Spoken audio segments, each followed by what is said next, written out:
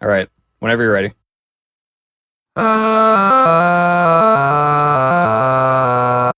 Perfect. All right, Kevin, your turn. Law.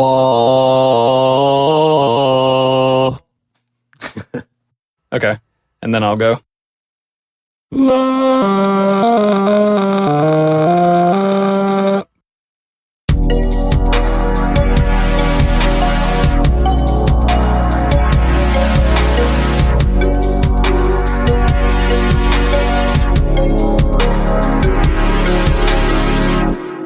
Hello, and welcome to the Interstate Gamers Podcast. I'm your host, Kevin, a.k.a. K-Slugs.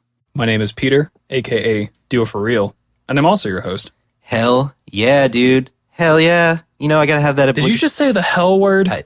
Yeah, I'm sorry. Kevin, you know that we are an E for Everyone rated podcast. True. We're M for mature. But... M for mature. We're also M for... Oh, wait. So, a few announcements before we get started. Pete, let's... I heard you have an announcement for us. I do. So, I've been teasing this for a while, but it's finally happening. New t-shirts are now available at the IG store.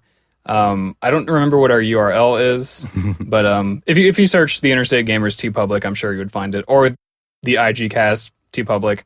We'll post a link to it on Twitter anyway, but we've got a couple new designs that I think are pretty fun, and they'll be going live on the Monday that this episode comes out, and they will also be on sale for a few days, I think 3 days, 72 hours after we release them. So if you're listening on Monday or Tuesday, go check out those shirts, see if you like them, and if you do, grab them on sale. And if you miss the sale, don't worry, they'll still be around afterwards. But there are some fun designs, and I look forward to seeing all of your selfies that you will post, and then we will repost them on Instagram or something. Yeah, I post a lot of selfies on Instagram. Hell yeah. I'm a selfie master, some might say. So self-indulgent. But yeah, cool. I am definitely probably going to get one of those shirts. So I don't really have any more announcements other than the big kahuna that we have a special guest for this week's episode. Once again, please allow me to introduce Mr. Ryan Everitt, aka Ryebread. Whoa, what's up? Is this season 2? Oh, man. Yeah, season 2. Time flies when you're having fun. Thanks, guys. Good to be back. Hello. Ryan, it's been a while. We're glad to have you. It's been since E3, so I'm here now with my season 2 debut. Hopefully, I knock out the park with you guys today. Well, I don't have any doubts that you will. And part of the reason that I don't have any doubts is because we're discussing a very special game that is near and dear to your heart in particular. And I think we're ready to get into it, so I'm going to do the honors and say that today's game is none other than Metroid Prime.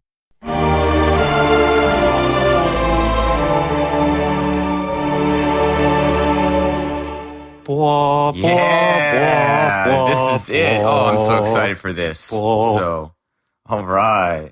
Ryan, can you quickly explain to the audience why this game means so much to you? Yeah, I guess just in a nutshell, Metroid Prime is actually my favorite video game of all time, actually. I know. I actually didn't know that. So, really? Didn't know that? Huh. I had a suspicion, but I wasn't positive. Oh, so. Gotcha. Well, it is, yeah. So, it is my favorite video game of all time. I know the Metroid series is my favorite video game series, and this is a prime reason why it is. There we go. And also, this game is very special to me because it's also the game that I speedrun. And so I haven't speedrun this game in a while, but when I did, I had a lot of fun doing it. And so we definitely need to do those speedrunning nights again, Kevin. But yeah, so let's just say I know a thing or two about this game, and I'll definitely tell you guys why I love it. And who knows, maybe I can convince you guys of why I love it so much. So here we go. Yeah. Kevin, this was your first time playing the game, right? Well, actually, a few years ago, a man named Z-Link and I went to the local video game store, and we were looking for some video games. You know, what could we play? And I knew Ryan's favorite video game was Metroid Prime, and I see Metroid Prime on the shelf for a low price of $3.95, and I'm like, well, I have to play this game. That's pretty low. So I took it home, and I tried playing it, and I just couldn't get into it.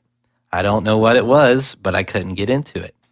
But a few years later, here we are. I was actually really excited to get back into it, and I would definitely say, well, I don't want to spoil anything, but you'll hear what I have to say about this game. But I've played previous Metroid games, and this is my first 3D Metroid game, and yeah. Sweet. My Metroid Prime saga is kind of funny. Back when Metroid Prime 2 Echoes came out, I believe I rented it from our local video store. But I was expecting it to be a 2D Metroid. I didn't know that there were any 3D Metroids because I wasn't like hip to it, I guess. So I put in the game and then it saw 3D and I'm like, what is this? Like, I don't like this. Because I was expecting it to be like Super Metroid, but on the GameCube, basically, is what I wanted. And so I dicked around it for a little bit, and I think I played the multiplayer a little bit with a friend of mine, but basically I was like disappointed that it wasn't what I thought it was going to be. Again, that's when I was like 10 or something like that. A few years ago when I was in college, a friend of mine loaned me the Wii trilogy, the Metroid Prime trilogy, and I played through about half of this game on the Wii, and we'll talk about the Wii version a little bit just as we're doing the context and all that stuff. But yeah, I only played through half of the game, and for some reason or other, I didn't finish it. But this time around, I felt like I was ready, like I was in the right headspace. You were destined. I was destined to fulfill my destiny and finish Metroid Prime, which I did. And I really enjoyed it. And I will also save my comments for the actual review, as we are wont to do on the show. I do want to speak a little bit about just the context of the game, because I like to do that. Yeah, go ahead, buddy. So, Metroid Prime was developed by Retro Studios, who is a studio owned by Nintendo. They've developed the Prime series, they've developed the Donkey Kong Country Returns games, and something else that's escaping me at the moment. I was actually just on their website the other day doing research. But yeah, Metroid Prime came out on the GameCube in 2002. And in 2009, the Wii trilogy was released, which contained this game, Metroid Prime 2 Echoes, and Metroid Prime 3 Corruption. And that bundle came in like a really nice package, and it was only produced for like a year, I think, before they stopped production. So they're quite rare, and they go for a pretty penny online. So if you have one, any listeners out there, definitely treasure it. They're pretty expensive. Yeah, they definitely are. I remember Treasure your pretty pennies. Yeah, they were up in around the 200s, like a year after it was released. It was pretty crazy. Dang. So that's some pretty quick value increase. Yeah. But yeah, the Wii remaster, I do want to talk about it just pretty quickly. From what I've read, it really did the game justice. I remember enjoying the motion controls that it introduced. Normally, I don't like motion controls, but I feel like the Metroid Prime games that were sort of retrofit with the motion controls, I think they worked really well.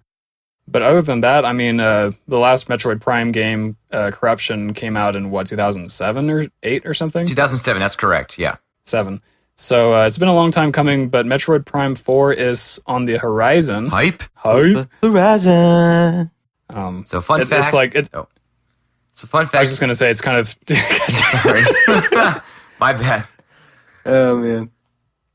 You go ahead with your fun fact. Okay, I was going to say, fun fact, this game was actually made and developed in Texas. So Austin, Texas, specifically. So it's pretty close to home for a couple of us here. Yeah. I don't know how many American studios are like first-party developers for Nintendo. I imagine there can't be that many.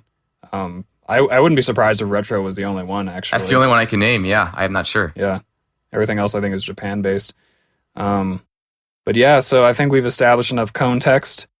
Who wants to start with gameplay? So real quick, before we do that, I do have to say is that I had to give a quick shout-out to my good old friend, Brenda McAllister. Who knows? Maybe he'll come across this podcast one day. He's currently in college in Europe right now. But he's the one that introduced this game to me all the way back in 2006. And back then, I wasn't even a Nintendo fan. I did not own any Nintendo system. And I tried out this game at his place, and I loved it. And this is the game that got me to get a GameCube. And ever since then, I tried out other Nintendo games, and now I'm a Nintendo fan. So look at that. So cool. All because of this game. So that's a cool story. Sweet. Also, I guess I should say this before the gameplay. Overall, a very broad brushstroke description of the game. It's a first-person adventure game. Some people call it a first-person shooter because, I mean, you are shooting creatures from the first person. But there's a lot of adventure element as well. It's a pretty I would say a pretty good transition from a 2D Metroid with all the exploration and stuff into the 3D environment. So that's just like the very base description of this game. But now I think we are free to dive into the details of the gameplay. So, Kevin, I'm going to throw it to you. You want to start? Yes, I was ready. I was ready to take the handle. I think the gameplay is really solid. I had a lot more fun than I thought I would.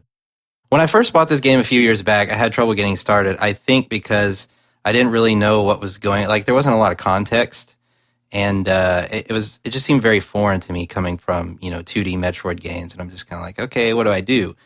But once I got going, it really did feel like a classic Metroid game, but in 3D. And I feel like that's kind of hard to make that transition. I know other games have done it, but definitely kudos to them for doing that. Exploration is a big part of this game. It was in the 2D games, but I feel like it's expanded even more in this game. I had a lot of fun playing it. There are a few times where the exploration got kind of tedious and senseless. I think right around when you discover all the areas and you start just kind of backtracking to other areas, it kind of gets like, okay, how would I ever, I would just have to go through every single area to know where this is. There are some points where it's like that, but for the most part, I had a lot of fun playing it. I pretty much agree with that, Kev. I know that the backtracking and covering territory you've already covered, that's kind of that's not for everyone. But people who enjoy the Metroid games, I think, are people who by default would not mind that. In this game in particular, though, I did enjoy the hint system that tells you where to go at various key points. The reason I enjoy that is because it makes my life easier, really. Let's not kid anybody. But I found it good, though. It's especially good that it's an option that you can enable or disable, because some people who prefer the classic Metroid and Super Metroid lack of guidance, they might appreciate having that option. And I think if I had more time to explore, then I would turned off that hint system, because I was kind of keeping track in my mind, oh, there's an ice door here, but I don't have the ice beam yet. I obviously have to come back later. And also the map tells you what doors are where, which I think is immensely helpful. So I think that this game does the backtracking thing well. Is it for everyone? Not necessarily.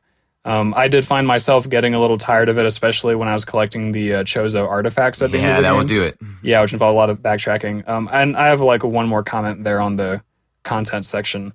But we'll get to that when we get to it. Ryan, what do you think about this part of the gameplay? Yeah, so you guys basically nailed it on the dot. So exploration is a huge, big thing for this game. Obviously, for me, what I wrote down for the gameplay is I just love the smoothness of the game. The game plays and feels very smooth when you go through it. And also just a sense of progression. I think that's honestly the most important thing about Metroid Prime and why I love playing it every time. It's just so addictive, just finding out what that next weapon will be, finding out how can you progress, how you get more powerful, where can you access next. Just that sense of progression actually can get, it's just very satisfying. Especially when you get so powerful, beyond your wildest imagines. At the beginning of the game, you're just pretty helpless. And then towards the end, you're just cruising through and you're like, man, I can't believe, how overpowered I feel right now. And just so that kind of feeling through it is just, they just nailed it on the dot. Another thing I really appreciate about the game, I think that a lot of people don't really realize that's a hidden strength in the game, is the optional storytelling. I know story, we kind of touched on the content a little bit, but I'm tying this into gameplay because the game kind of gives you an option of how much you want story to be into your gameplay experience. It's all up to you. So how gameplay is done is that Samus can scan things via scan visor, and it's very crucial to scan certain things in the game. Now, what you can do when you go through the progression of the game is that you can scan lures on the wall in the Chosen Ruins, or scan computers of the Space Pirates computer logs. And you can use that to decipher kind of what's going on, kind of piece together why are you here, or why is this mission is important. You start to figure out sort of different things of what's their motivation behind things and stuff like that. And so if you actually just take the time just to read through those things piece by piece while you're going through exploration, it actually just makes the game just that much more satisfying. in the end. But if you don't want to chop up or interrupt your flow and just want to just get right into the grind and get all this stuff, or it's your second time playthrough, you can just skip right through all that stuff and not even have to read it again. So I think it's a very undervalued hidden strength that the game has. One good thing about the way that they implemented the scan is that the things that you need to scan to progress are indicated with a little red icon, and the things that aren't mandatory are orange. And the game tells you that at some point early on. So I think that's really good. Like there are moods that I was in where, now I feel like reading all these space pirate computers, and then there were moods where I definitely did not feel like that, just depending on how urgent I was. And again, if I had all the time in the world to play it, I would have maybe gone through and scanned everything, although maybe not. I still would have gotten impatient at times, probably. But I think it's good for you to tie that into the gameplay, because scanning stuff does, take seconds out of your gameplay, and over the course of the game that accumulates into minutes or even hours. I think that's definitely a valid point. Kev, did you kind of like stop and smell the roses when you were playing, or were you just kind of like laser focused, like on to the next one? So I really wasn't too big of a fan of the scanning. I know that it has the ability to add more to the game, and it still is an optional thing. And I did really like the fact that you could choose the important ones over like the non-important ones. But I felt like in the event that you did have to scan, there was just kind of like stuff all over the place, and then like it didn't feel natural to scan. Like it wasn't a very like, you press the scan button and then you have the visor and you're kind of like searching around like, what am I looking for? And I don't know. I also didn't really like the camera in the game. So that might be part of the reason why it didn't feel natural to me. And I do know it's an older game, so, older games did kind of struggle with camera, but that was kind of one big thing that I wasn't like too keen on. But it was good that you had the option to. And that's kind of how I felt about it. I didn't scan a lot and I didn't read a lot, but I wouldn't say that I didn't read anything. It got to a point where I was like, okay, this is just some, space pirate logging something. I don't know. Chozo guy. Yeah, I can kind of get your why you say that for the camera. I think it's more towards the movement. That's one thing I did write on here that could kind of catch people off guard, or first timers that are really used to regular, first person shooters kind of feeling really awkward. Is because in this game, you can only move and aim Samus with the one stick, which, you hear this and go, okay, well, how can you actually aim and get things done? So how it's done is that the R trigger, if you press that, it uses Samus to stand in a standard position. You can aim up and down. And then you can also hold the L trigger to kind of lock her in place while still moving around. They do this because they need the C stick for obviously the numerous of weapons that she gets throughout the game. So I could definitely see the game feeling kind of narrow, I guess. Kind of feels like, or the camera's kind of narrow, and you have to really look out of your way to look at something up and down. But the more I played, the more I got used to it, and I actually feel like for what this game accomplishes, it does it pretty well. Because you shoot things straightforward. Shooting is not like the goal of the game. It's like the puzzle solving or the process of killing an enemy, not just straight up, oh, I see the enemy, no matter what, if I just shoot it really fast a bunch of times, it's going to die. That doesn't really help you in this game. You got to kind of think what weapon to use or where to hit them, or, position yourself. So there's a lot of those factors into play. And so I think shooting's kind of more of a, it takes a step back, and exploration, those other things take a step forward. And I think that's why Nintendo called this game a first-person adventure instead of a first-person shooter. I see that point of view where the shooting is secondary, so it like you don't necessarily need to build the controls around like the optimal shooting setup. But I still felt very limited by that, by the fact that you couldn't aim and move at the same time, essentially. And especially because games that came out like 6 years prior to this game had done it. I mean, GoldenEye being one example. In that game, you can, the way that the C buttons and the control stick are configured, you can like strafe around and you can look anywhere while doing anything. And in this game, I realize it's a little different because they use the C stick and the D-pad to swap between the beams and the visors, respectively. But I still felt like even when I wasn't shooting at stuff, I still love to have that freedom of, changing Right. my point of view, because like it helps me look for things that I need to scan or that I need to jump onto or whatever. And it is something that I got used to over the course of the game, and like I learned how to work around that limitation. Mhm.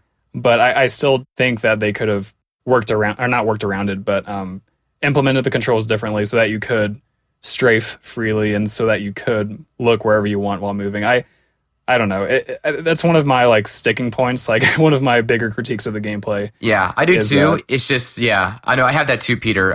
Just my only issue with, trying to critique it is like, okay, well, the only realistic way of kind of fixing those controls is scrapping the different beam system altogether. So I don't know. I was just kind of brainstorm how would they do it. So I don't know. So I think there are ways around it. I'm not going to get into it because yeah, this isn't the place for it. But No, I it's do not the think place there are for it. ways around it. Plus triggers being your missile button in Metroid, it just feels right. You know what I mean? Yeah, I didn't mind the Y button for the missile though. I thought it worked. Yeah, pretty well. you know what? You're right. I guess I mean like for Metroid Fusion, I think the R button changes to missiles, right? Yeah, I think so.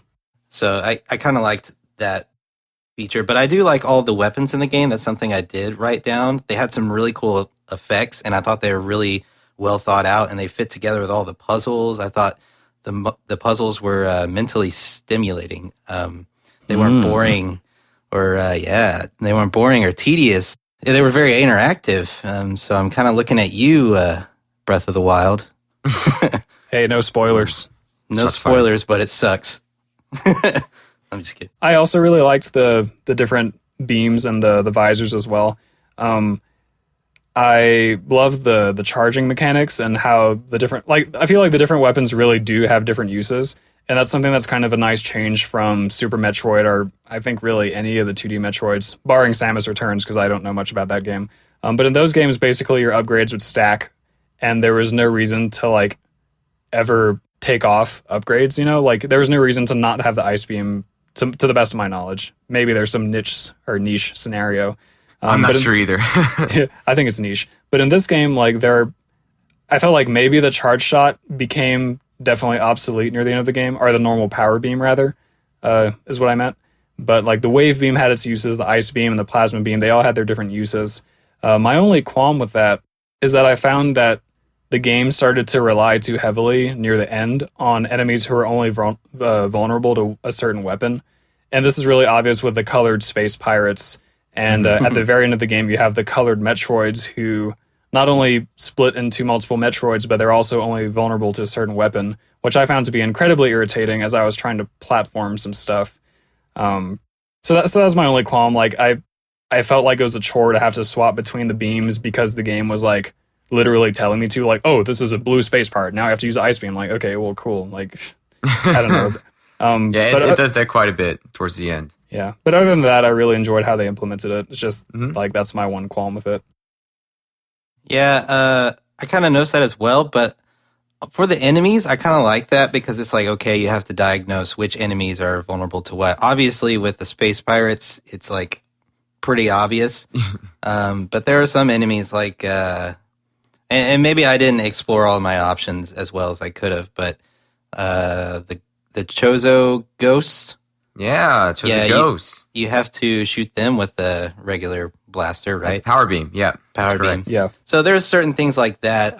The one thing I was like, and I know this is like a Metroid staple, and I want to know if you guys have trouble with this, and especially Ryan, you being a speedrunner, but opening the doors, do they take as long as they do for you guys as they do me, or is it just my like disc, or what's going on there? So actually, that's a great point you brought up. That's actually something really clever, I guess, going to gameplay that this game has actually done. Like this game doesn't really have any obvious loading times or loading screens. That's something that, kind of adds to the flow of the game and doesn't break it up. The game cleverly hides the loading times with the doors. So whenever you shoot a door, it kind of loads the room behind it. And then that's how long it takes for the door to open. It won't open unless the room behind is completely loaded up. And so it's a really clever design of kind of hiding, the game from constantly loading, all the time and kind of interrupting your pace. But if for some reason if the doors take a while to load, that just means the game is struggling to load the room. So I don't know. I guess differences from the Wii. I know we were going to touch this on later, Peter, but I do notice that like the Wii version, the doors are definitely faster to open than they are in the GameCube one. But yeah, I can only imagine that if your doors are taking a long, long time, there might be something wrong with the game. But for me, it was kind of standard. I don't know. Now, one thing I read about this is that the game tries to intelligently preload the room that it thinks you're going to go into next. So if you're going like forwards, then it's going to load the room behind the room that you're currently, or in front of the room that you're currently in, so that it doesn't have to load so long. But like if you enter a room and then immediately turn back around and go like 2 rooms back, it might have to intentionally load that while you're sitting there. I actually didn't know that. That's actually might be attention to detail I did not know. Okay. Yeah. So Kevin, I don't know if you're doing that very much, Kevin, but if you were, that would be a factor. But otherwise, like most of the time the doors loaded for me in like less than a second. There were some instances where it'd take a few seconds, but not enough for me to start like groaning about it, Yeah. I just I would shoot a door and I'd be like running into it. And my Wii's pretty old, and you can actually hear it when it's like processing the disc. Yeah. It's just like and I'm like, ooh, that doesn't sound very good.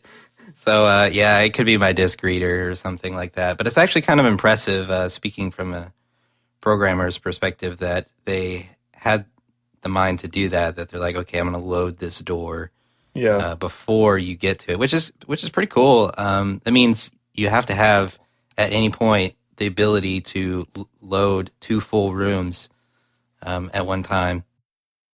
So speaking of doors, actually, that brings me to another critique I have. I found that in general, the game would start to like repeat obstacles unnecessarily, or just have like kind of unfun challenges that kind of got in the way of what I felt was my momentum of playing the game. To speak to the door thing directly, one example of this that is pretty minor but still bugged me was how, there are doors that you have to open with a certain weapon, which is standard in Metroid games. But before this game, like in all the 2D Metroids, when you used the special weapon on the door the first time, it would then revert to the normal like blue door. So if you had to use a super missile on a door, then it would just be like a normal door you could open with anything after the first time. In this game, it does that with the missile doors, but with all the beam doors, it doesn't do that. So every time you pass through a wave beam door, you have to use the wave beam. And every time you pass through the ice beam door, ice beam, etc. The reason that this bothers me, it sounds like a petty thing when I'm saying it out loud, but I have a good reason. And the good reason is that like there are times where I know what enemies are about to appear because I've been through the area before, and I want to use, say, the wave beam. But the door in front of me has to be open with the ice beam every time, so I have to like swap over to the ice beam, which takes like a second probably, and then swap back to the wave beam when there are space pirates firing in my face and every second counts. And I just don't see why they did that. I don't see why they couldn't have just had it be where the door would stay blue after the first time, so that you could just kind of plow through with whatever weapon you wanted. I don't know. But other than that, I found that there were just other like random tasks that the game would have me do that I got really tired of. One example is fighting all the damn Chozo ghosts. Oh, yeah. They are by far the most annoying enemies in the game. Like, by far. They don't become hard when you've learned how to fight them, and especially after you get the X-ray visor, but they're just like, they just appear in the same rooms every time. Like, I was expecting it to be a mini-boss sort of thing where they wouldn't appear every time, but they do. And they're in all these different rooms. Like when you're in the late game in the Chozo ruins getting the artifacts and stuff, like, every room above a certain size, with like 2 exceptions, suddenly becomes a Chozo ghost room. And I'm like, oh, damn it. Like, I don't... Yeah. I agree at that point, I just ignore them. Yeah. The one other critique inside this larger critique for me is the puzzles. This is mostly in the wrecked frigate, I believe. But the puzzles where you have to power on the doors by shooting these different like little thermal buttons. When you're working through the frigate Orpheon after it's been sunk and it's filled with water and everything, there's like 5 different times that you have to do this, and you have to go on a little scavenger hunt in the room with your thermal visor and checking for little panels to activate the door. And like after the first time, I get it. Like, I know what the deal is. Like, this is a challenge that I've proven I'm smart enough to do. I'm resourceful. I have integrity. I know how to do this. But the game makes me do it like 5 freaking times in a row, and I'm like, this is not fun.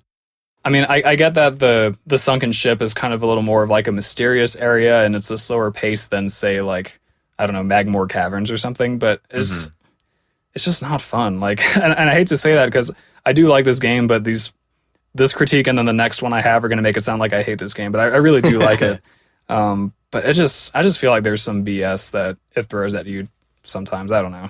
Yeah. No, yeah, that's a fair point. That's one of the things that I definitely docked on the game, being objective, is that flow can be broken up. That's definitely the biggest, I think, is the biggest critique of the game, is that, the game can have you do some petty stuff that, kind of makes you, there are certain parts where, even us players that play the game so many times, they were like, okay, this is my least favorite part. If you ever hear anyone talk about this game, there are definitely least favorite parts. I think Chozo Artifacts towards the end is a lot of people's least favorite part as well. It's just so that's flow can be kind of inconsistent with the game. I understand why with the logic with the powering up, because the whole station's out of power. You got to put it back. But it is true that you're doing it quite a bit, so it's a lot of searching. So the last big critique I have, and this is a big one, is I really don't like the platforming. Oh, really? Now I like the movement. I think the game does feel smooth, Ryan, to go back to your very first point. Mm-hmm. That's something I didn't write down out of neglect, I suppose, but I really did like the way the game feels, but I just don't like the platforming. During most of the game, I'm not like thinking, oh, I hate the platforming as I'm doing like routine stuff, like I'm going through the overworld or whatever. But like there are parts in the game where you have to platform your way up like a cylinder shaped room, and this happens pretty frequently where you have to do that. And the fact that you're in first person makes it harder to see where you're going to land until you like get to know Samus's jump, which for me took kind of a while.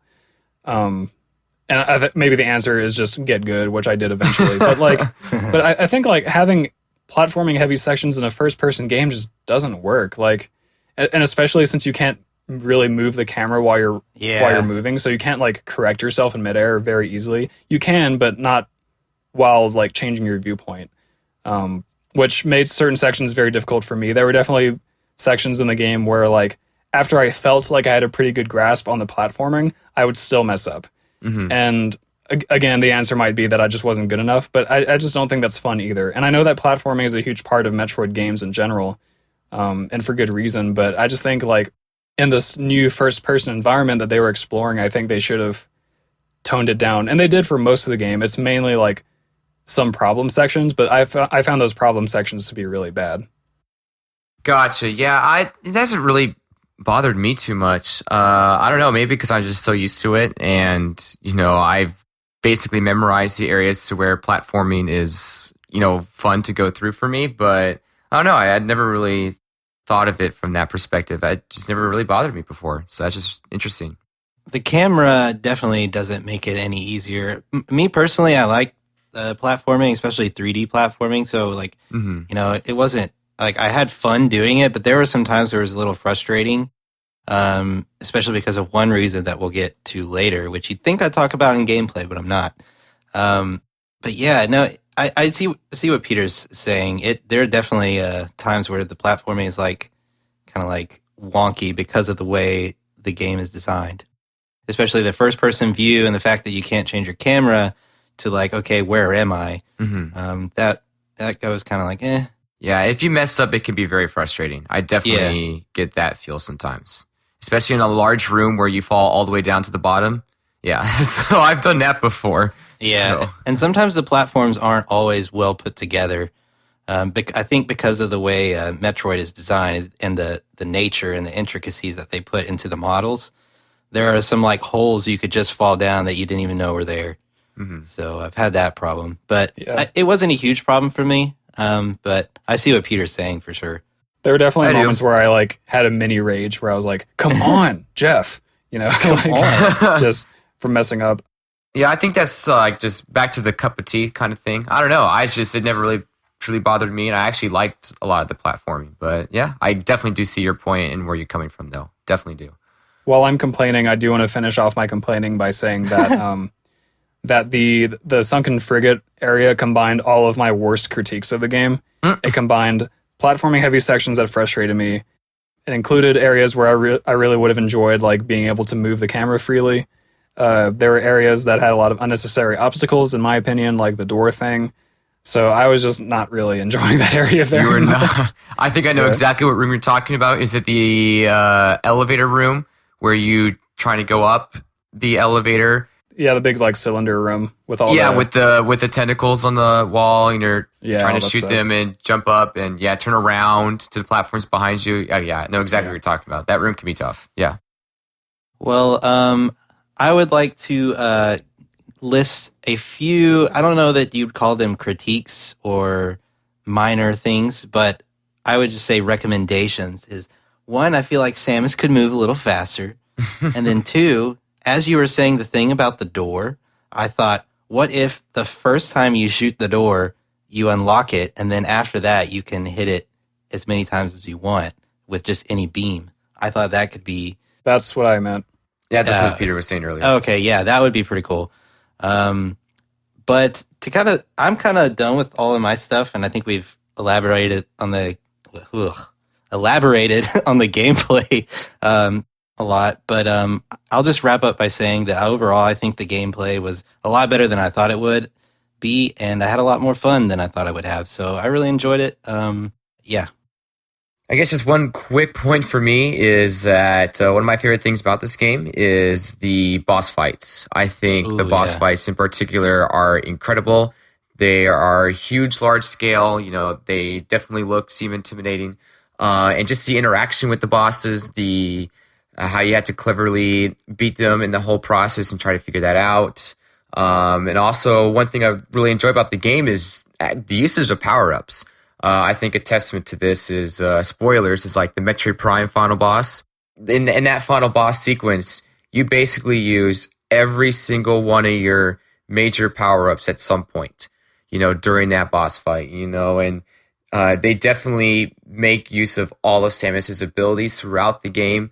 And there's not really one ability to where, wow, I haven't really used this much at all, besides maybe grapple, but you still use a good amount, especially for shortcuts or going through or retrending through areas a lot, easier the second time. But yeah, I think those are two huge pluses in the gameplay that I look forward to every time. Yeah, I do want to piggyback off that. I had forgotten really to talk about how I felt about the combat, which I guess kind of says it itself. I can't say I was a big fan of most of the boss fights except for the Metroid Prime exoskeleton phase. I really, really enjoy that, kind of for the reason you said, like having to use everything in my arsenal. Oh yeah, that is my favorite, yeah. And like learning the patterns and all that stuff. But besides that, I felt, and again, this comes to like the whole lack of camera freedom thing, which I know I've said many times, but I really do think it's important, where I would feel in the boss fights, like, because of the lock-on mechanic, which again, keeps me locked on, which is good, it just like forced me into this tunnel vision. Yeah. That like I wasn't comfortable getting out of it because like I felt like I need to be looking at the boss the entire time. And I guess that's kind of realistic. Like in real life, if you were Samus, you probably wouldn't take your eyes off the boss for more than a second. Mm-hmm. But I don't know. I do feel like that held back my personal enjoyment of the combat. But the bosses definitely felt epic. I'm not going to argue against that. They felt huge. Well, a lot of them were huge, but they felt like important really battles, especially Omega Pirate, which took me 3 tries and a lot of trial and error to figure out. But I got there. Metroid Prime was difficult, took me 2 tries. Ridley, Meta Ridley, took me 2 tries. I guess those were the highlights, would be those endgame bosses. Those are the ones that like really challenged me and that I enjoyed more. Did you die to Thorderus? Just really curious. No, I didn't. There you go. Nice. Yeah. He's usually kind of one of the easier ones especially for beginners. Most first-person player or first-time players don't really struggle too much against him. So I was just really curious. Yeah. I normally felt like I couldn't avoid the bosses enough as I could if I had more like freedom of movement. Mm-hmm. Like I felt like I had no choice but to get hit because, like, to Kevin's point, I couldn't run away fast enough. Eventually, I started morph balling places to avoid attacks, which I think does kind of work a lot. And maybe that's what they want you to do. But yeah, that kind of sums up my feeling on bosses. I'm sorry I prolonged the section more than I anticipated, but I have a lot to say. There you go. It's good. You didn't touch on the mini THPS game within the game. What? Tony Hawk's Pro Oh, Skater. the half pipes. Yeah, there you go. Those are pretty cool. I actually do like that. Yeah, me too. Anyway, so are we ready to give our ratings on gameplay? I am ready.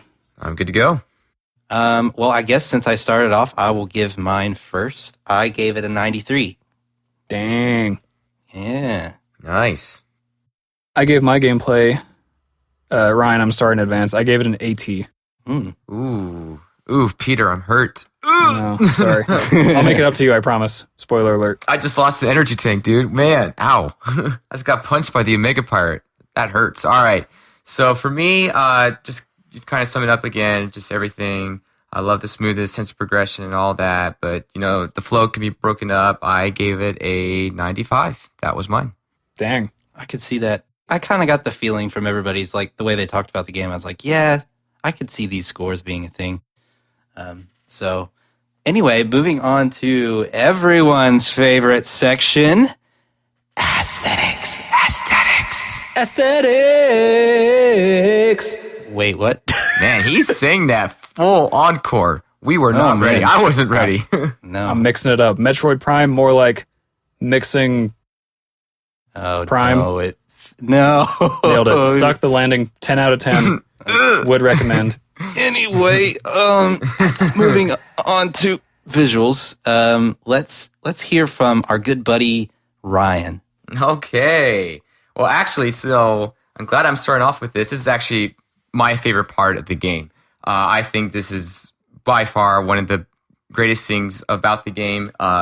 Just the beauty of it, the attention to detail. Some of the little details that I love about this game is, for one, Samus's visor in particular. Just with all the effects with the environment. For example, as simple as raindrops, from on the helmet when you look up in the rain, to when you're in Magmore Caverns and the steam, kind of puts all the mists in your visor, to just when you're underwater. I don't know if you guys have done this, but if you shoot a beam or shoot at an enemy really close to your visor underwater, you see Samus's face through the reflection. That happens outside of water as well. Sometimes. It does. It can. It's just not as grand as it is underwater. That freaks me out, but I love it so much. Yeah. Oh, yeah. It's but like it such was a that crazy first touch. moment. Oh, yeah. It was that first moment for me when that happened. You're like, I was blown away. It was pretty cool. Another cool attention to detail that this game has is that just even the enemy interaction with the beams. For example, if you kill an enemy with an ice beam, they die very differently than if you kill them with the wave beam. A really fun example of this is that, the space pirate turrets that they have throughout the game.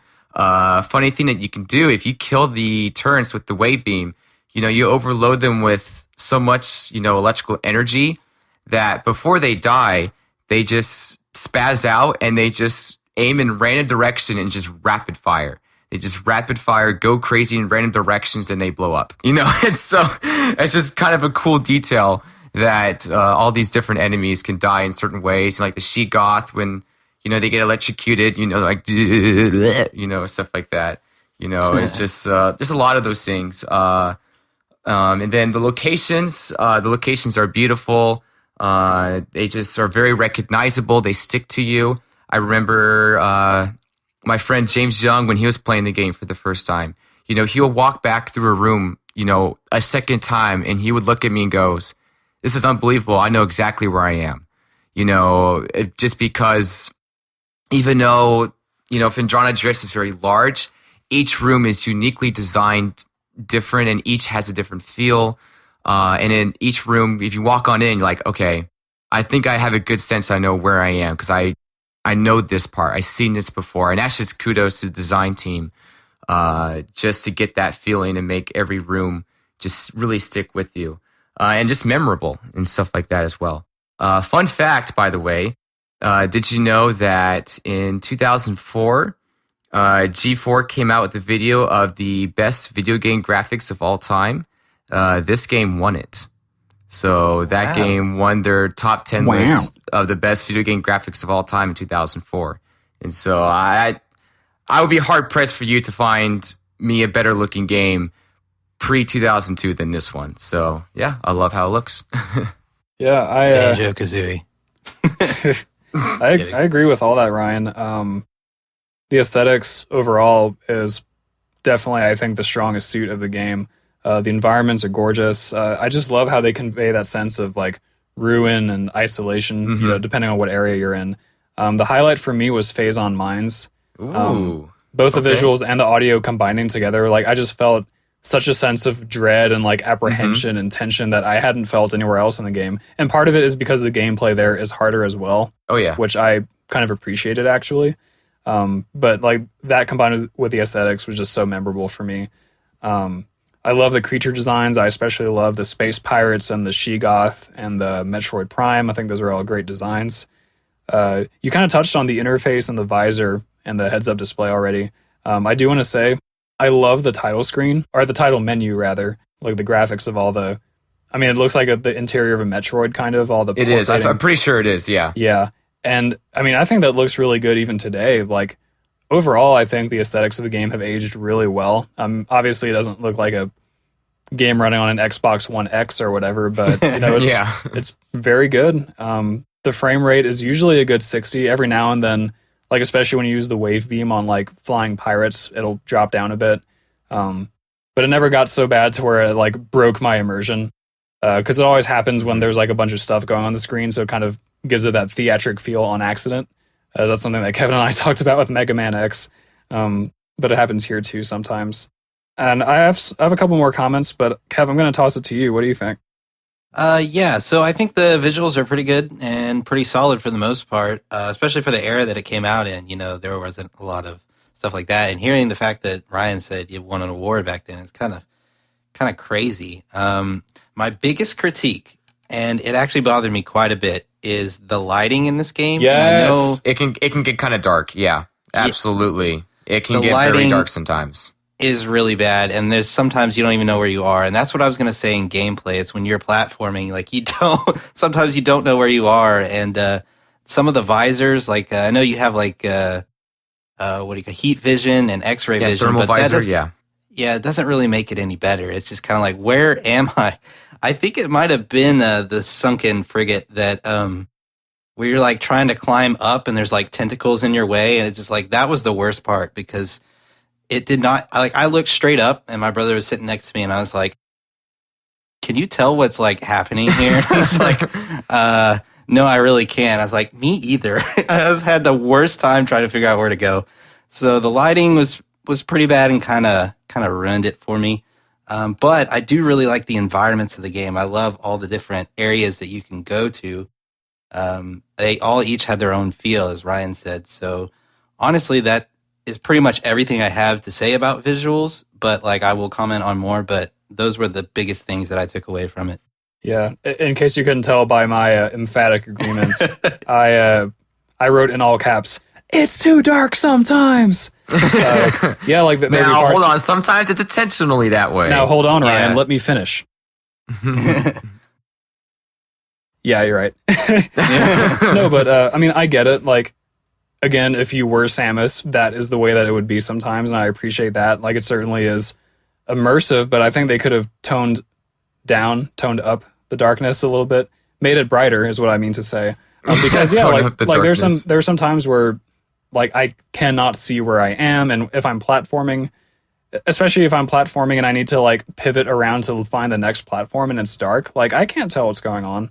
And then the thing is, to their credit, they did include a brightness option, along with a bunch of other options, which I really enjoy. I like customization in general. But I found the brightness option didn't really help very much because it makes the brights brighter, but it doesn't really make the darks brighter.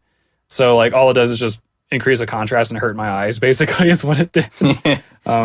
This game like strained my eyes more than any game I've played recently. So I think that is kind of saying something. Playing on a CRT also doesn't really help, but you know that's the way you got to do it. There you go. But I would say that's a pretty big critique on my part. But all the other aesthetic touches definitely, like the pros far outweigh the cons. But it was like a pretty noticeable con for me. Gotcha. So, question for both of you, and I'm pretty sure you both know the answer. Did GameCube have widescreen support? I don't believe so. No, not to the Wii. Okay, so I played it on the Wii with the GameCube disc, and we played it on my, it's probably 720p TV out in my living room. You guys know what it looks like. But we played it out there, and Chris was like, does this have widescreen support? And I was like, I don't know, but it fits. Like, it's, I don't know. Yeah, I wouldn't think it would. I don't remember seeing an option for that. I don't believe so, because that was one of the things that Retro Studios highlighted on the Trilogy version, that, Metroid Prime and 2 Echoes had been converted into widescreen. So that was something that they did highlight when they advertised for the game, so I do not believe so. Well, I can tell you guys I'm not playing in anything close to 4.3. It's definitely closer to 16.9. Well, maybe it just looks good stretched. Maybe it's just that good. I don't know. Cool. But yeah, to your point earlier, Kevin, I think you nailed it, because there are some points in the game where it is intentionally dark. Is when you're in the space pirate research lab in Findrana Drifts, when you get the thermal visor and the power's out, whoa, and you can't see unless you use the thermal visor. But areas kind of like the sunken frigate Orpheon, I can definitely see some of the difficulty, especially if you're not familiar with it for the first time. You're like, okay, I'm not sure exactly what's what in this area. So yeah, that's actually a good example on that. So cool. Anybody got anything else to add to visuals, or can we wrap that one up? I'm ready to wrap it up. I am too. Ryan, what'd you have for visuals? So I have for me a 99 for mine. I mean, if someone rates it Lanta. Some of the best graphics of all time, and it definitely does not look like a 17-year-old game, and the attention to detail and everything on it, I just love it so much. It's 99 for me. So, okay, Pete Boy, Ryan, Peter. I think you're gonna be a little happier with me this time. Okay, I gave it a 9T. Nice. Ooh. There we go. If it were brighter, I would have given it a 95. I'm just going to say that. Yeah, I think it would have helped mine too. I gave mine an 87. So really close to an A, but I think it falls a little bit short for me personally. But it's not to say that I didn't enjoy it. I think it's very good. The lighting was a huge thing for me. Yeah. There we go. Well, moving on to audio, Peter, why don't you start us off? Hell yeah, brother. I love the audio. I think it's almost flawless, if not flawless. I love the sound design. There's a bunch of fun sound effects. Counter to Cave Story Plus, which we kind of agreed had sort of bland sound effects. This game, everything makes cool noises. The guns, the enemies, the space pirates. I love the space pirate sounds. They're like, yeah. I love it. Everything's kind of like, there's a good mix of creepy noises and also like beep boop, like corny technology noises, which is kind of the Metroid way, I've noticed. It really, I love the way it sounds. The music, I kind of have an interesting relationship with the music, because when I first played this and I first entered the Chozo Ruins, which is the first like main area of the game, the music kind of threw me off a little bit because of how it had that steady beats, like with the electronic drum kit going the whole time. And for me, I was like, oh, this sounds like a little, like this is the Chozo Ruins. I was expecting it to be a little more like somber and with more like, oh, which it does later. But at first it's like, kind of the nice little beat with little beeps and boops going on. But the more I played it, the more I enjoyed it. And I found myself really like vibing to the music. And I think the rest of the game does it really well, where it combines really dark and sometimes very oppressive ambient pieces with pieces that are more like beat driven. A good example is like Findrana Drifts. When you first enter it, it's got the very nice like piano and synths and strings. And then when you get deeper into the area, then they start adding drums. And so it's like, oh, this is a cool progression. Like I know that I'm in a different area now. And to piggyback off that point, I just felt like the different themes for parts of each area were really, really effective. Like it's so good at telling you like, oh, now you're in this part, or now you're in this part. And I just love those changes. I just feel like it does a really good job of that. Yeah, I agree. I think one of my favorite things about the audio is definitely the soundtrack. I tend to like darker music when it comes to soundtracks and things like that.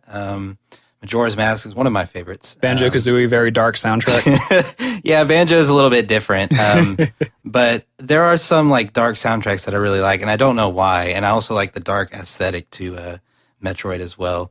But what's with GameCube and like making baller soundtracks? I gotta say, like it is really incredible.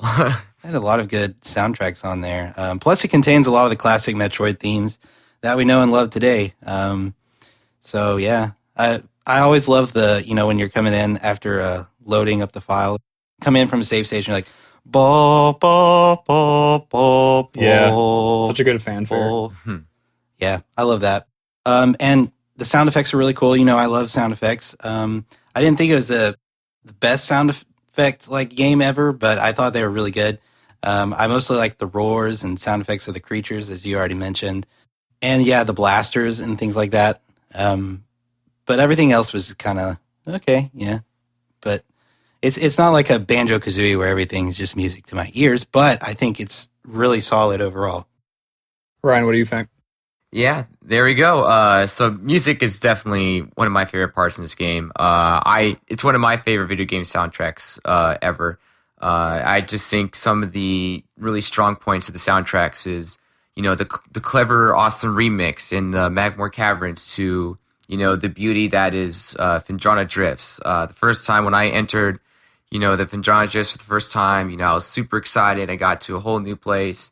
Just to see the visuals of everything and seeing the calming of the music, it was just so cool. So I think Phendrana Drifts is one of the best snow area music pieces you'll ever find in any video game. Even all the boss music is incredible. I think every boss music is very appropriate and very catchy. I think a lot of the music in this game is very catchy. You hear it, you know it instantly. Fun fact though, on the boss music on Flagra, which is the gigantic plant boss in the Chozo Ruins at the very end of the beginning when you get the Varia suit, that actually is an error. So originally, and you'll probably notice this if you played the trilogy version, Peter, but Flagra's song is much longer than what it is in the actual GameCube version of the game. For some reason, there's an error in it to where it loops like after 30 seconds, like prematurely, even though it's like a 2-minute. It's a 2-minute song. Oh no! But it loops like prematurely, and so you just hear that beginning part again and again and again. Can you imagine? I'm sorry to interrupt you, but this is very important. Can you imagine being like this wonderful, talented composer and sound designer who puts your heart and soul into this piece of music, and then some fucking programmer comes in and screws up the loop code, so you only hear the first 30 seconds, and you're like, damn it. It's so funny because I didn't find out until when I played Trilogy, years later. I'm playing it and I'm going, what is going on? What is this music? Did they reamp this? And I looked it up and I was like, no, that's what's supposed to be the entire time. Kevin, I swear if you do this to me for Squirrel Hurler 2, I'm going to throw a fit. So it's just so funny because Flagra instantly became one of the least memorable, music tunes when I played the GameCube. To when I play in the trilogy, it's actually one of my upper favorites, and so I think that's really funny. So a little trivia there for you. That's cool. But I like even the item, acquires. You get an item. Just those subtle little things, and little jingles, and some of the music can be very suspenseful, especially during the Space Pirate layers, or during the suspenseful part in the Phazon mines. Stuff like that. So no, I think music is top notch in this game, and it's just very catchy, memorable, and moody, and does it really well. I'm kind of surprised. Well, not surprised, but it's interesting to hear you say that you really enjoy the boss music, because I actually found it to be pretty forgettable. Really? Yeah, like the boss music. I hate to I hate to critique this game because you love it so much, but like the boss music, I just didn't care for it. Like, I couldn't wait to be done with it and go back to like the overworld theme of whatever area I was in. Yeah, that's, I don't know, just an interesting difference. Gotcha. In opinion, Which one did you not really like, or weren't all of them? Oh, really? the Chozo Ghost one was definitely the worst. I'm not talking about that. I'm talking about like Thartarus and the Omega Pirate, Metroid Prime himself. Yeah. Well, I group in the Chozo Ghost theme with those because they all kind of have that similar like very tense energy. And maybe that's a problem I had with it because all those tracks kind of sounded the same to me. Granted, when I'm fighting the bosses, the music isn't exactly the first thing I'm focusing on. So part of it could be user error, quote unquote, on my end. But I don't know. I just... And I was surprised to feel that way because I feel like the other Metroid games I've played have had such good boss soundtracks that for me to not be impressed by this one actually did surprise me. That's very, that's the first time I heard about that because, most people that I hear talk about this game, they love a lot of the bigger boss musics. Well, I'm not most people, Ryan. There we go. Yeah, there we go. I will say that there is a very memorable, theme, and it's a loop, but, when there's a space pirate in the room. Like, oh yes. I don't know how to explain the music, but you just know, and it kind of gives you that dread, or you're like, ah, crap, there's a space pirate around here somewhere. That is cool that they get their own little theme. Yeah. But anyway, you guys ready to give our ratings No. for audio? Oh, okay. Pete, why don't you tell us more about how you hate the soundtrack? No, I still love it. These aren't critiques that I have. These are good things, kind of. One really quick comment on music selection. When I first got to Magmore Caverns and I heard the remix of that Super Metroid Norfair theme, the very first thing I thought was, oh, this theme doesn't belong here. That's like the Norfair Ridley theme. This isn't a Tallon IV Magmore Caverns theme. What the hell? But then I was like, oh, the song's actually a dope-ass banger. And this is the first time it's appeared in 8 years in the franchise. So yeah, it deserves to be here.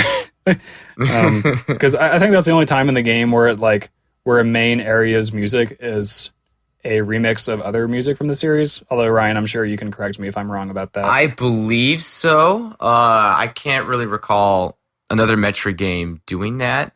I think you're right on that. Actually, in Metroid Prime 2 Echoes, there is an area, the underwater area in that game is a remix of the underwater area in Super Metroid. Yeah. So I do know that. So, but other than that, I think that's it. Yeah. So that was kind of odd, but it is a really good theme. So it's not like a critique. It's just one little funny thing I thought I'd share. The only other comment I have on audio is I played the game with headphones, partially for reasons of me not wanting to disturb my roommate because my TV's in the main room.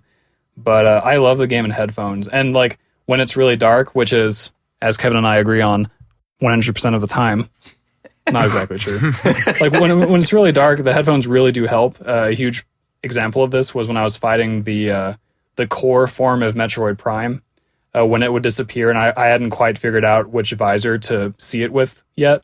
I would use my headphones to, figure out where it was. But there were a bunch of other parts of the game where I found the headphones were really important, and I like wearing headphones anyway, so I'd recommend that to anyone who doesn't normally game with headphones. I would say give it a try because you might just start hearing new aspects of some of your favorite games. Ryan, that goes for you too. Oh yeah, I love playing with headphones. Yeah. The same way. I never play my 3DS without headphones. Headphone Master Race. That's right. True that. Well, I think it's a good time to wrap it up and give our ratings. Sweet. So, young Pete boy, what you got? Well, Ryan, I think you're going to be pretty happy with me this time. Is it 95? Yeah, 95. Whoa. Nailed it. Nailed it. He knew from your review. I knew. Ryan, what you got? Yeah, for me, it's just one of my favorite soundtracks of all time. I have a 98 as mine. Ooh. I gave it a 93. Dang. So we're all in agreement then. Yeah, we all got A's this time. Cool. So moving on to everyone's, well, maybe some people's favorite section, content. Peter. You know I'm all about that content. That fresh content. Well, I will cap us off here. Well, not really cap us off, but you said the same thing last time. Yeah, my bad. So I'll say that there was a lot of content in this game. Perhaps maybe too much for my taste in regards to storyline and how, you kind of had to scan a lot of stuff. I know you didn't have, I even mentioned this in my notes. I like having the option not to know it, but I didn't really care enough to take time to scan everything. and know the lore. Like I like that it's there, and Fallout does things like this where there's like sometimes even full books in Fallout, and I'm just kind of like, nah, like, you know, I just want, like, I like the fact that the storyline is part of the extra content, but sometimes I wish there was more extra content. But to that end, they did have some of that where you could get some optional weapons, such as the, help me out with the names here, Ice Spreader. I think that's it. Yes. Yes, that's correct. Ice Spreader and the Wave Buster. Mm-hmm. Yeah, so those were really cool, and I really enjoyed that. I like the unlockables. The unlockables are really cool. I like that when you beat the game, I think you get a harder difficulty. Is that right? Mm-hmm. You do. You get a harder difficulty, and depending on how much you do in the game, you can also get additional artworks and art galleries. Oh, that's really cool. Yeah, that's really cool. So, yeah, and from what I understand about the story, I thought it was pretty cool and pretty, like, you know, obviously I didn't delve too much into it, but the main events that take place within the game do a good job of captivating the player. So, like, even for players that want minimal story, they can enjoy a lot of what's going on and, like, learn about the characters and like the environment around you and kind of what's going on. Like, it's very interactive. So I think they did a good job with, you know, getting the player's attention still, even with having all that stuff they could read and kind of look around the room and scan. I pretty much agree with all that. I think maybe I'm a little more into the scanning than you are, Kev, but as we've established, the game caters to both playstyles. And as I said when I was talking about the scanning earlier, like, there are moods where I feel like scanning everything and then moods where I feel like scanning nothing. And it, you know, it's fine. Like, I don't think you have to scan every single. Actually, I know for a fact you don't have to scan every single item to get 100%. They're just key ones, and those are usually indicated pretty clearly. So, like, you don't have to feel pressured to go scan everything. So I think the way they handled that was pretty good. I enjoyed the length of the game. I mean, it took me like a solid 20 hours of real time, which is about 15 hours of in-game time, to complete the game, and I ended up getting like 75% completion. So that's a pretty good little, pretty good run I had there. It's good. Yeah. I found that the variety of locations and like enemies and like that type of content, I felt that there was a good amount of that to where I didn't feel overwhelmed by how big the world was, and I didn't feel disappointed by how small it was, because I found it to be a pretty good middle ground. Now, I think you could argue for sure that there's too much backtracking, and I think that's largely due to the Chozo artifacts. I do think that the process of getting, like, the things you do to get the artifacts is fun, but the fact that you have to go on a wild goose chase to get them is, I think, kind of like artificial length, it feels like. Yeah. And I'm not sure how I feel on principle about ending the game with a fetch quest. After I beat the Omega Pirate and all that stuff, I was like, okay, like, I'm ready to go. And like, I knew I had to get the artifacts because I just knew, the game tells you, but like, I was in the mood to like go and fight Meta Ridley and fight Metroid Prime, but I couldn't. I had to go on my little fetch quest, and I was like, yeah, it's still fun. It's still fun gameplay, but I don't know. I think that's like the only real misstep, I think, with the content, because otherwise I think that the extras, as we've talked about, are really fun. The story's good. I even like all the customization options with the control, or not the control so much, but like, I mean, the fact that you can control the music and sound effect volume proportions is like, like most first-party Nintendo games don't have that, because I guess they insist that they do it perfectly the way that they do it, which, I mean, sure, but you know what I mean? Like, like the fact that this isn't a like AAA first-party Metroid game is pretty impressive. So good job, Retro. Retro do what Nintendo don't. I'm gonna leave it at that. Ooh. Oof. Nice. Yeah, just going off that a little bit, I think the length is perfect. I think you nailed that on the dot. It's not too long. It's not too short. For me right now, I kind of wish it was a little longer just because I know it so well and I can beat it kind of fast. But at the end of the day, I think it's a really good length. And I think another plus or strength to the game is the replayability. Even back then, before I even decided to speedrun this game, I wanted to play it, so many times. I wanted to try to get 100% items, or I wanted to try to beat it on hard, or, I want to take a faster route, or maybe there's things that I missed. And just the attention to detail, going back and appreciating, and just like getting immersed. I think something like going back to the scan visor a little bit, like every creature, the game gives you an in-depth description, like biologically, how they operate and stuff like that, and how they operate with the environment. I think that's really cool. Whereas in other games, you can't really appreciate creatures too much. Where in this one, you can actually read about them and, okay, so I kind of get to know how these creatures are and get to know them a little bit. And so another plus about the game is that you can play it, any way you want, whether that's, literally exploring everything to, gunning through it and to even speedrunning. And a little fun fact, tidbit, for you speedrunners out there, it was because of Metroid Prime that sequence breaking became a thing. Really? For speedrunning. Yeah, so it was the sequence breaking term was first coined in 2003 when a blog came out of Gravity Suit and Ice Beam before Thardus. Now, Thardus is a mandatory boss in the game that you have to beat before you get those two items. But this guy found out a way around it, and he didn't know what to call it, so he called it sequence breaking. And ever since then, that coin's been used ever since, or that term has been used ever since. And people have been starting to discover sequence breakings in previous games and stuff like that, too. And so this game was actually the center or creation for that key thing for speedrunning. So fun fact for you guys. That's pretty cool. Wow. Yeah, it's always good to get some good speedrunning facts when we talk about games. We don't often get speedrunners on our show, but when we do, we like to know the facts. We do. I will comment on your replayable mention, So I actually wrote down that I don't think it's highly replayable in my opinion. At least I wouldn't say that it is. And I say this because if you don't remember everything that there is to do, and let's say you're replaying it for a second time, you can get lost in the game for a long time in a game that already kind of took you a long time to beat. And I feel like there's a lot of backtracking that involves that. And you're like, oh, I don't remember where to backtrack to. So I feel like it can kind of be a turnoff for that.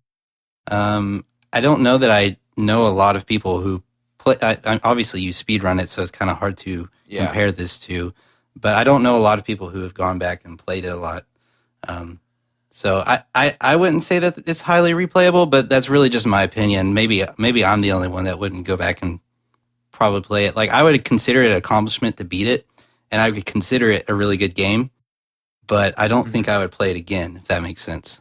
Gotcha. I have to agree with you, Kev. And I think for me, like, the big thing that would prevent me from wanting to play it again, at least anytime soon, would be the fact that I didn't enjoy the gameplay itself too much, as everyone is well aware of by this point.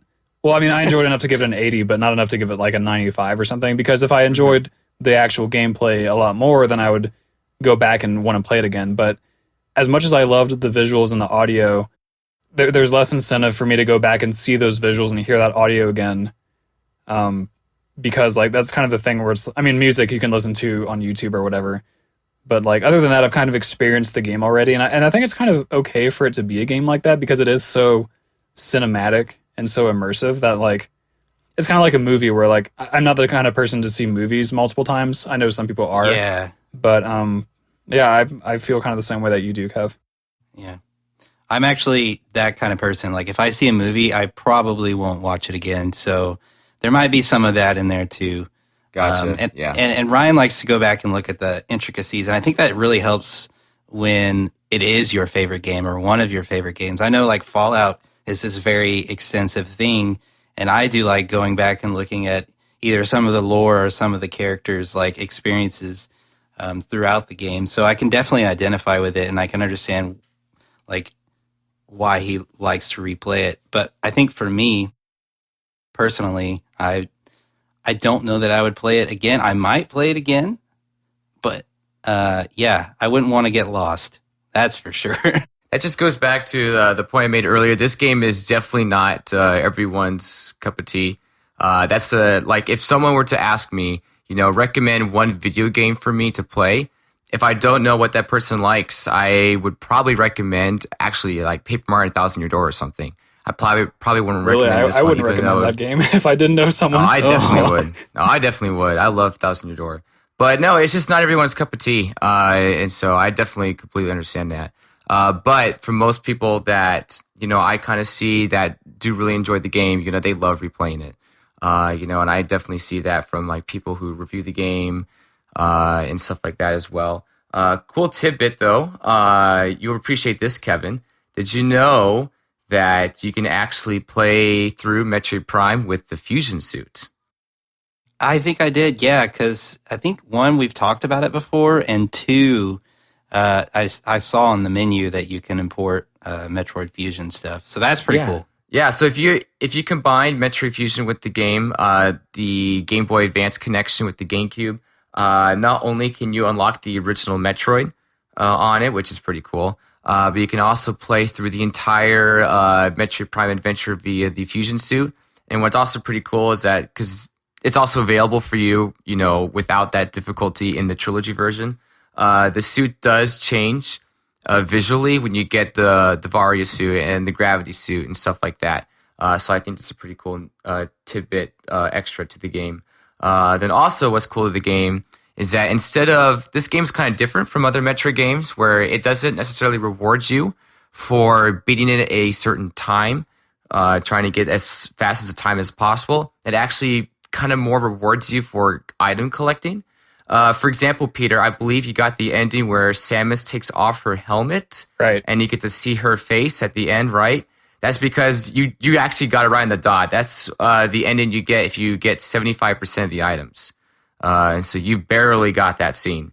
And if you get 100% of the items, it has an extra scene at the end of where there's a pool of Phazon and a creepy hand with an eye on it pops out at the end, and that's actually Dark Samus. Oh, shit. And so, yeah, she actually makes an appearance in this game.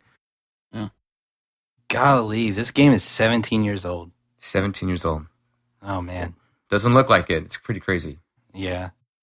Well, is that everything we got for content? I just want to emphasize two things. These aren't brand new points, so don't worry. Okay. I am just really impressed by all the flavor text that went into all the scans. Even the ones that aren't important, like, people had to sit down and spend time writing those, and I think that's really awesome that they put in all that effort. The other thing is, although I don't foresee myself playing this game again, I am interested in playing the sequels. So if I do that, Ryan, I will update you if I do decide to do that. And you might like them better, actually. I know several people that liked some of the sequels better. And so those might be more of your cup of tea. And so who knows? Kev, do you think you'll go back and finish this game? Oh, yeah, for sure. You should. I think I'm going to finish it for sure. Replay it? Probably not. Play the sequels? I really could see myself doing that. I kind of view it in regards to, so I don't know about you, Peter, but Ryan, you've seen the latest Avengers movie, correct? Oh, yeah. Would you say that you would watch that again, or at least multiple times over and over again?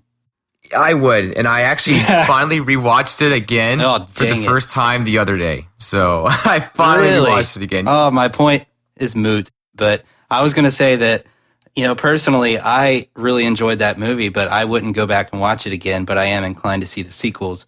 I think some people are that way, and I think Peter and I are that way about this game. Yeah. Think so. Cool. Well, Peter, I know on the last podcast you were always struggling to describe Cave Story because Metroid was on your mind. Well, you got it off your mind now. Yeah. So. Now I never have to think about it again. Yeah, that's dark. That's not true. Camera. Anyway, let's give our scores for content. I will start out, and I will say that I gave it a 92. Yeah. Whoa, Kevin, I gave it a 92. Wow. Dang, nice. We're right on the money. Matching. Did I just walk up slowly and give a better rating than Ryan did? You did. Ooh. I gave it a 95, yo. Whoa. Yo. Nice. Yeah, that Richter tech over there. Yeah. But yeah, cool. So I guess that means it's time for number crunching, is it not? It's time for number crunching. In the meantime, here's an ad for the Yeasty Boys. The best way to support the Yeasty Boys Insert here. The best way to support the Yeasty Boys is to go to Patreon and search the Interstate Gamers and subscribe to our Patreon. Yeah, it's time for some number crunching, and we will see you when we get back. All right, so the numbers, they've been crunched. The scores, they've been given. But the summaries, the recap, they're still on the table. So I will start. For gameplay, I gave it an AT. ATST, Star Wars. For visuals, I gave it a 90. And audio, I gave it a 95. So my aesthetics comes out to a 92.5. And content, I gave it another 95. So my overall rating comes out to an 89.2. Kev, you want to follow up? Yeah, pretty solid. So gameplay, I gave a 93. Aesthetics, we'll say visuals, 87. Audio, 93. That puts my aesthetics at 90. And then my content, I gave a 92. So that brings my overall to a 91.7. Yeah, for me, I had gameplay as 95. My visuals was 99. Audio was 98, which means my aesthetics was a 98.5. And then my content was a 92, which evens all out to a nice 96. So that is where I have it for me. I think that's the that looks like the highest individual overall score, if that makes sense, that a single person has ever given on the show. So, Gotcha. Ryan, not only are you're the first person to appear on 3 episodes. Oh man! You're also the first person to give such triple. a high score. So you're just breaking records here, man. Oh man! In my defense, it is lower than both the IGN and the Metacritic score. So yeah. In my defense, before I get called too much of a homer, but I still am a homer for this game. But That's yeah. okay. That's well, how I feel. your homer status, disputed or not, has brought Metroid Prime up to. Wait, did I give the overall rating yet? No. Oh, the overall rating for Metroid Prime, the IG rating, is 92.3. Hey, and so it's up there in the top 3. It's 0.3% below Link to the Past and Super Mario World, which both have a 92.6 to their names. And Metroid Prime is just above Banjo-Kazooie, which has a 91.8. Actually, there's a bunch of like 90s and 91s and 92s, so I'm not going to go through all of them. But the moral of the story is Metroid Prime, top 3 IG game. Dang, it takes a lot to get there. Yeah, Nice. out of the 20 that we've rated so far. So, Yeah. Kevin, the list keeps growing one by one. it's a good spot. Fun fact about our ratings. Peter, for this game, it's tied with Banjo-Kazooie, and it's also tied with Cave Story. So Peter essentially is saying he feels the same about Metroid Prime as he does Banjo-Kazooie and Cave Story. Oh, and Roller Coaster Tycoon. Oh, look. Dang. Man, your Roller Coaster Tycoon tied Metroid Prime? Man. Yeah, that game's good. Are you That about to game's hate, true. Ryan? If you're about to hate, I suggest you Nah. save it. I like different opinions are good. It's always Save that good. ish. All right. Well, that concludes the meat and potatoes. We've had a delicious meal with our very special house guest, Ryan. Once again, the triple, the Threvo. Thank you guys so much. Really appreciate you not only inviting me back, but inviting me to talk about my favorite game. This is something I always wanted to do, and thank you so much. And by the way, I know you're talking about T-shirts earlier. I'm currently wearing the Interstate Gamers T-shirt right now. So there we go. That's I should my probably boy. get myself another one. So Yeah. yeah. Well, thanks for the shout out, Ryan. And speaking of shout outs, I think it's time to shout out our patrons. Ooh, baby. So, as you know, if you subscribe to any of our levels of, what would you call them? Patronage. You get a little shout out at the end of the episode. So we just kind of want to thank you guys for showing us some support. Speaking of, Ryan himself is a patron. So thank you, Ryan. Hey. Shout outs to Ryan Everitt, my fiance Katie, and Seth and Simon Webb. So thank you guys for showing your support. Absolutely. Yeah, we hope to see that list grow over time. And one comment I have is if you do not want to get a shout out on the show for whatever reason, you can just ask us and we'll definitely respect that. Yeah. But otherwise, we're going to assume that you're just, trying to hog the spotlight, and we will let you do that. So, yeah. There's also a bunch of other fun perks that come with the territory. So if you, Kev, do you have the URL handy for our Patreon? Yeah, it's patreon.com. I think it's the IG cast. Yeah, it is. Just one last Patreon reiteration from me. It helps fund the show, which we've already accomplished, so thank you guys for that. But other than that, we hope to use proceeds to probably the biggest thing would be to get some more games for ourselves, because, games ain't free, especially games on the Nintendo Switch, which we definitely want to play and review some of those next season. So look forward to that. We do have one episode remaining this season. We will get to it when we get to it, but it's going to be a good one. You can rest easy knowing that knowledge. We are on social media. We're on Twitter primarily. Kevin is holding down the fort there. We got Katie on the IG tip, as in Instagram, IG on IG. It's fun. Fun thing to say, fun thing to look at. Yeah. And you can listen to us on whatever service you're listening to us right now with, and many more. So you got options, baby. Yep. So I think that's going to do it. Ryan, thank you for joining us again. Loved having you on the show. Thank you, guys. I'd love to be back someday. Ryan, do you have anything you want to plug before we sign off? You can follow me on Twitter. I'll probably tag myself or take a picture and tag you guys for having me on the episode, something like that. So you guys want to follow me, you can. I can even, I don't know, there we go. I don't have much to say other than that. Shout outs to Ryan's mom for birthing him. He's a pretty cool guy. There you go. Shout outs to the Big Bang for creating matter and all that stuff. All right, then. Well, thank you to all the listeners, all the supporters. We love you. We do this for you. Well, I do it for me, but everyone else does it for you. And that's it. Until next time. Love you too, guys. Love you too, guys. Bye.